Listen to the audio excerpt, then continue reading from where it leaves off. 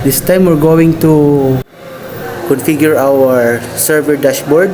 We're going to install the EDDS, DNS, and DHCP for our server manager.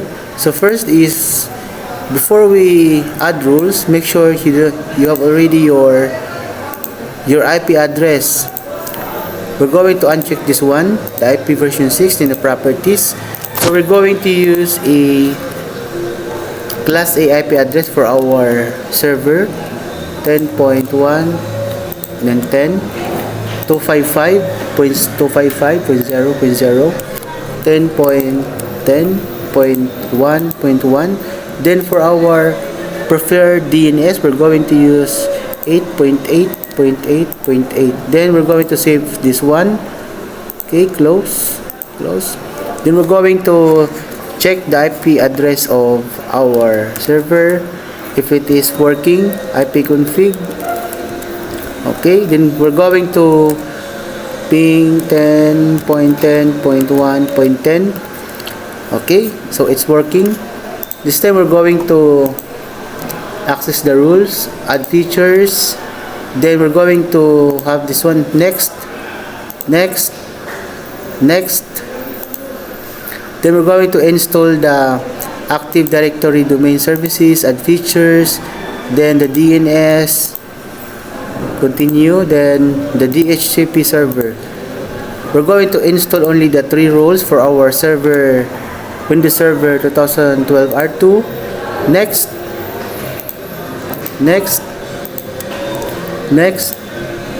Then restart the destination server if it is required. Then install. Okay, so right after the installation, we're going to access the DNS. Then we're going to have a new scope for our forward lookup and our reverse lookup. Okay, so while server is configuring, we're going to check the firewall of this server. So we're going to have here a control to access the firewall. So we're going to check here the firewall. So we're going to turn off this firewall for you to access the domain. Because this one. Okay, so to check, so Windows will start automatically. So we are done already installing our rules, EDDS, DNS, and DHCP for our Windows Server 2012 R2. So this time we're going to promote our rules to our Active Directory. First is we're going to promote the server to a domain controller. Then we're going to add a new forest. So we have here a css.local as our domain. Then we're going to have a password for our server right after this configuration.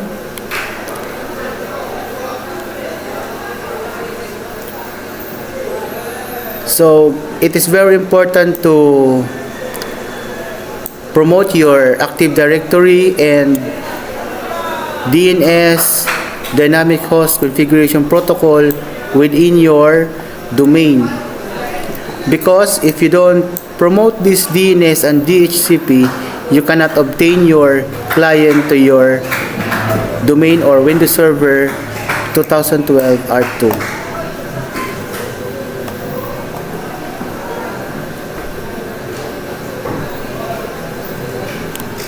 Okay, so we will have a password here, admin1234, admin1234, then enter. Then next,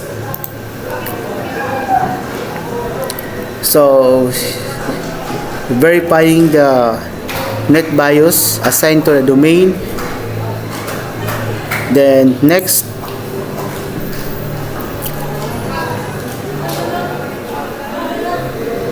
next.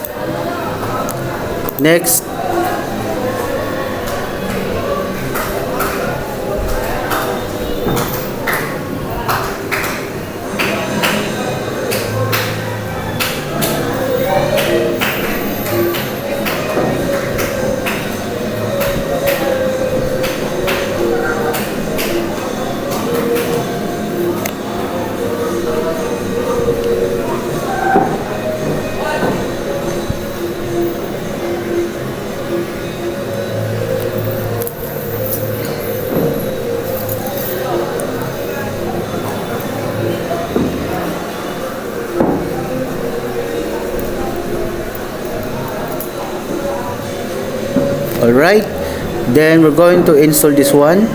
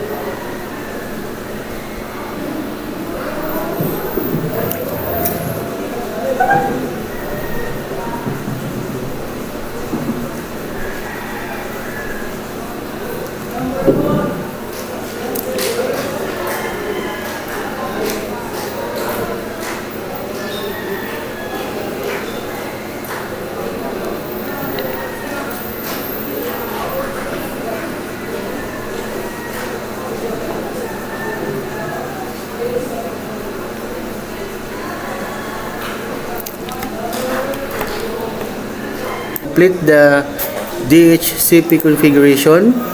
So we're going to have this DHCP authorized the DHCP server on the target computer. So next this one, we're going to commit this one, then close.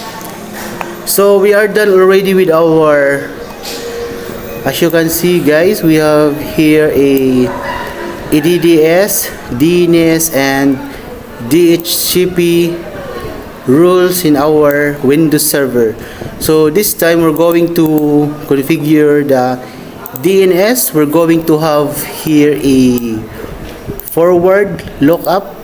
So in this name of server, you can have here the new zone. Next, then you can have here a primary zone.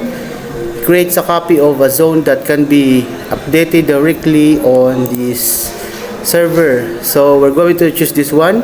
All this the DNS server running on the domain controllers in the domain css.local. We're going to select this one, the forward lookup zone. So we can have here the CSS forward zone. So this one. Next, then allow only user dynamics updates, then finish. So we are done already with the forward lookup zone. So this time we're going to configure the reverse lookup zone of our Windows server. Next we're going to select this one, the reverse. Then of course we're going to select the IPv4 reverse lookup. So for the network ID we have a 10.10.1. So we're going to have here a 10.10.1. Okay, then we're going to next apply this one. Then allow only users secure dynamic updates, then finish. Okay, so we are done already with our DNS configuration, adding forward and reverse lookup zones for our Windows server. So this time we're going to configure our DHCP. So we can have here if we're going to check, we have already here our IPv4. So we're going to have a new scope for this our IPv4. Then have here, okay, so I have here you're going to tap this one, then IPv4, then right click the IPv4, the new scope for new wizards for you to distribute the IP address to your computers on your network. Then of course we can have here a CSS.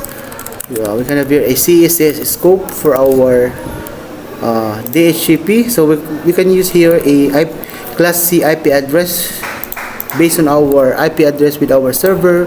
So we can have here a 10.10, then 10.1.20. So our ending IP address will be 20.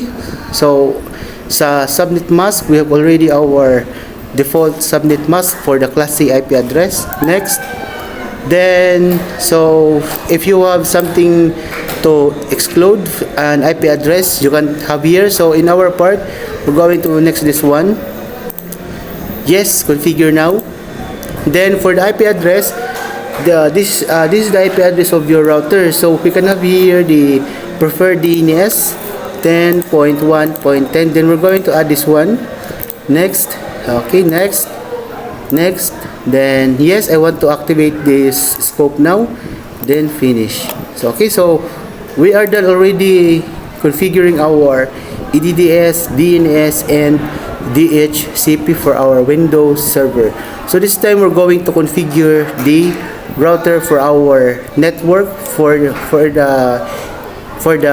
Windows 10 or the client to join the domain. We are done already with our rules in the Windows server, adding of EDDS, DNS, and DHCP.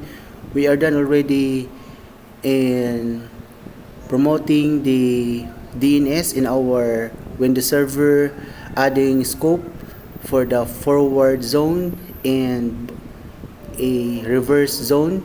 Then we already have our DHCP starting IP address and ending IP address. So this time we're going to have our router configuration. First is we're going to set up our DHCP for our network.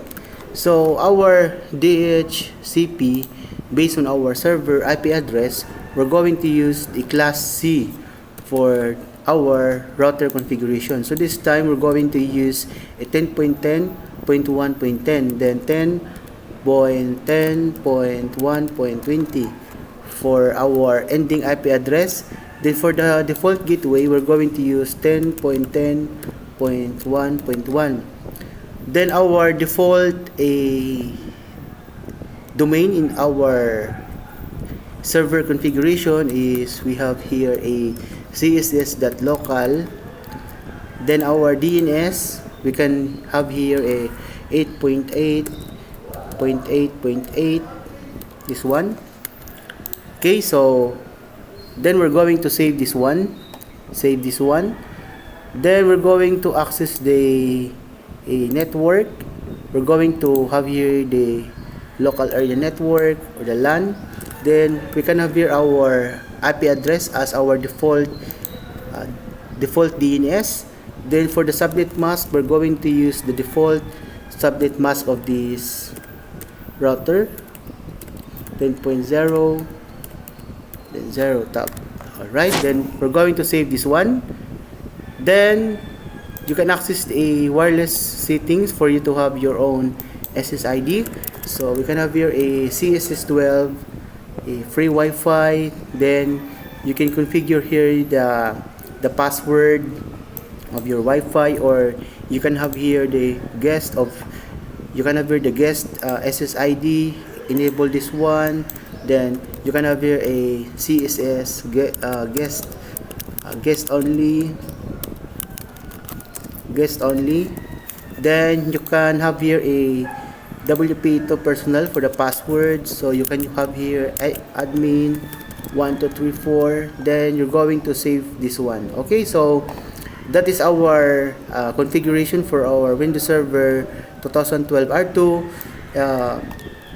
First is we're going to have a IP address of our server. Then we're going to add the rules, EDDS, DNS, and DHCP. Then we're going to promote that rules in the Windows Server, provide a forward zone, then reverse zone. Then you're going to have your DHCP configuration, starting IP address based on your server configuration, which we are going to use a class A IP address. So the ending of our IP address is 10.10.1.20. Okay, so that's all guys. I hope marami kayong natutunan. God bless.